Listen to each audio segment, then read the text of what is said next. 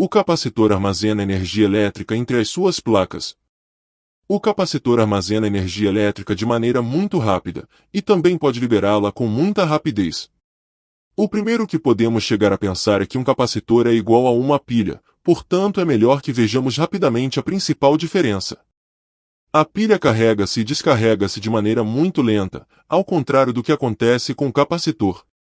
Isto se deve ao seu princípio de funcionamento, enquanto que o capacitor se carrega devido ao deslocamento de cargas elétricas no seu interior, a pilha se carregará com a produção de uma reação química interna.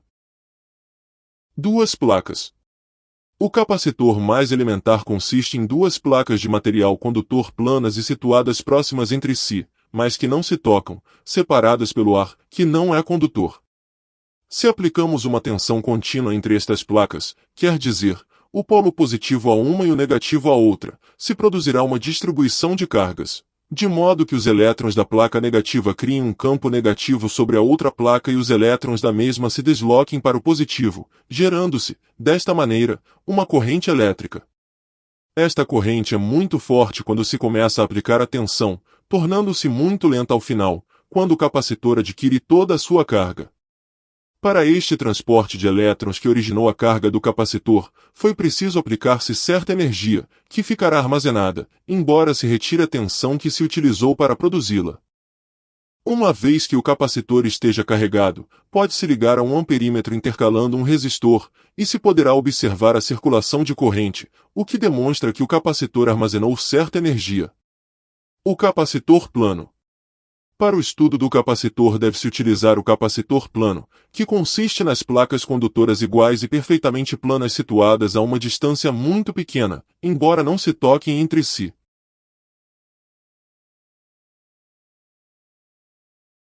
A superfície de cada placa se representa pela letra S e a distância entre ambas pela letra D. Existe uma fórmula que estabelece a proporcionalidade entre a capacidade, as dimensões das placas e a distância entre ambas. É a seguinte, sendo uma constante de proporcionalidade que depende do material no condutor que há entre ambas as placas, que pode ser ar, mica, cerâmica, papel, plástico, etc. Tensão máxima. A tensão máxima de utilização de um capacitor depende da proximidade das placas e do dielétrico que se interpõe entre estas. A tensão aplicada entre as placas pode ser aumentada até que salte um arco entre ambas. Neste momento se diz que o capacitor está perfurado.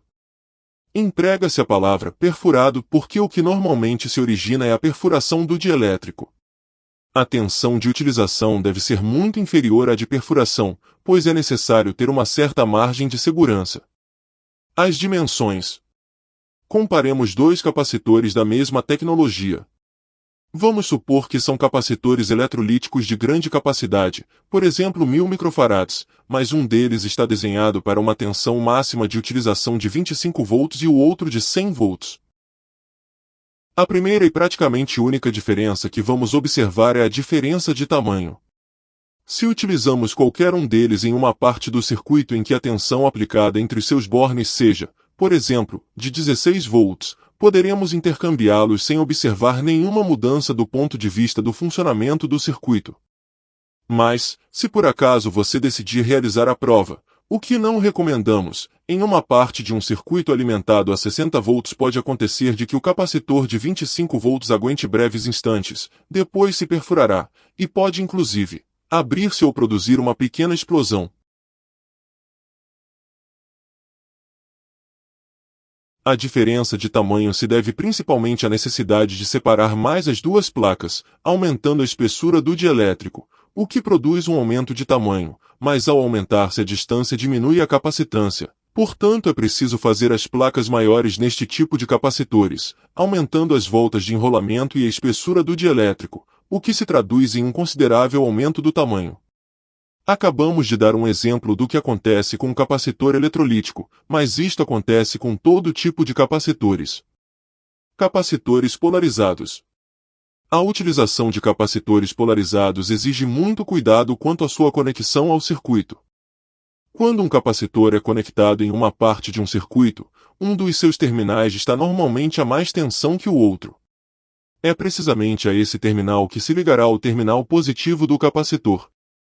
Seria mais fácil usar capacitores não polarizados, mas os capacitores polarizados, por exemplo, os eletrolíticos de alumínio e de tântalo, têm a vantagem de apresentar uma capacidade muito elevada num volume muito reduzido, que é impossível de alcançar com os capacitores não polarizados convencionais.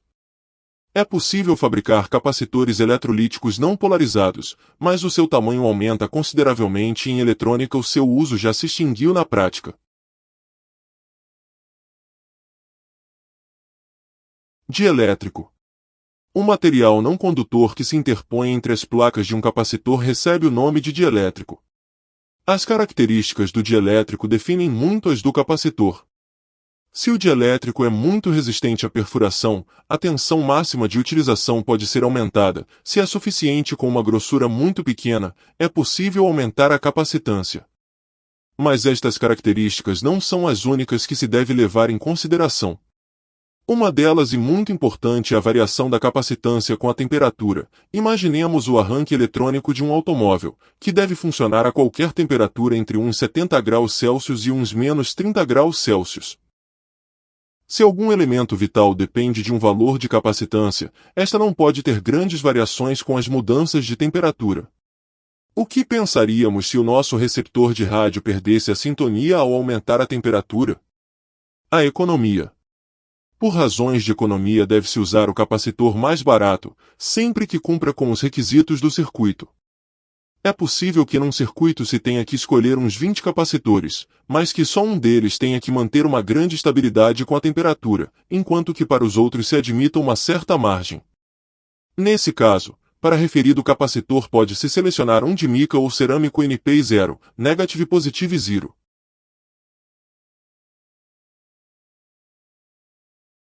Entretanto, os outros poderão ser eletrolíticos ou de poliéster de uso comum. Estes dois últimos tipos, junto aos cerâmicos, para valores muito baixos de capacitância, são os mais econômicos.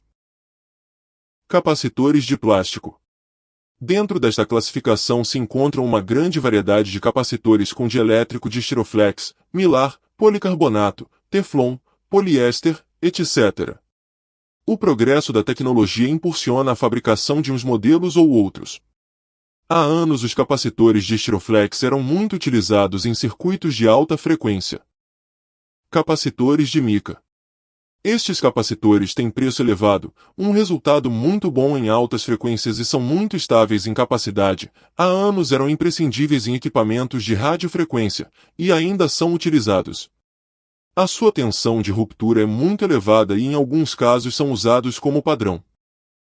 Capacitores cerâmicos. Abrangem uma grande variedade e talvez sejam os que mais evoluíram. Estes capacitores aguentam tensões elevadas, têm um tamanho muito reduzido e uma grande variedade. É necessário destacar os modelos NP0, quer dizer, de coeficiente de temperatura zero, ou seja, que a sua capacidade quase não varie com os aumentos de temperatura. Capacitores variáveis de ar. Este tipo de capacitores são úteis para o ajuste em radiofrequência, onde costumam ser utilizados os denominados trimmer de pequeno tamanho e os capacitores de sintonia dos receptores convencionais. Constam de dois jogos de placas confrontadas, um deles móvel, que ao mover-se muda a superfície enfrentada entre as placas, e portanto a capacitância. Este tipo de capacitores se utiliza cada vez menos, especialmente desde o aparecimento dos diodos varicap, que como veremos mais adiante mudam a sua capacitância interna ao variar a corrente que os atravessa.